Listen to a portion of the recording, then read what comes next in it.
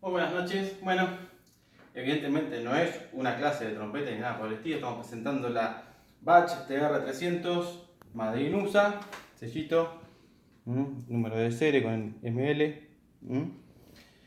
Es una excelente trompeta de estudio, intermedia. Bueno, para los que no la conocen, es una trompeta americana, o sea, va a ser superior a todas las chinas que podemos encontrar dando vuelta por ahí. Su valor es acorde a eso, está alrededor de los 35.000 pesos. Digo alrededor porque ustedes saben cómo está la situación del país y que hoy algo vale algo y mañana puede valer un poquito más, un poquito menos.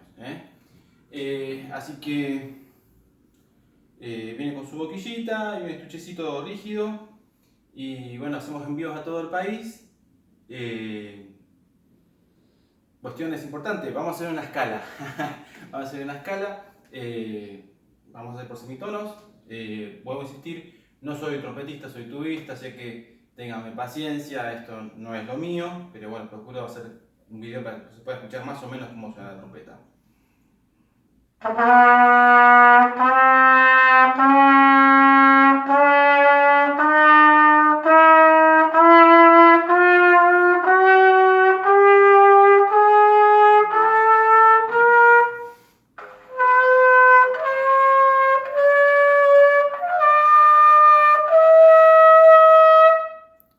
Yo llego hasta ese fa, muchachos. La trompeta tiene muy buen sonido, tiene excelente sonido. El espectro de la nota es completo. Eso es fundamental para poder decir que este instrumento está bueno. La compresión del instrumento es buena. El estado general del instrumento es bueno, suena bien, afina bien. La boquilla resulta muy cómodo, vino con una... que no me puedo acordar.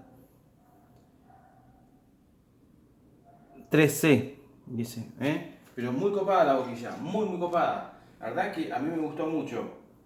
Insisto, para un tipo que toca la tuba. Yo hace mucho que no estoy tocando nada, como siempre estoy re vago.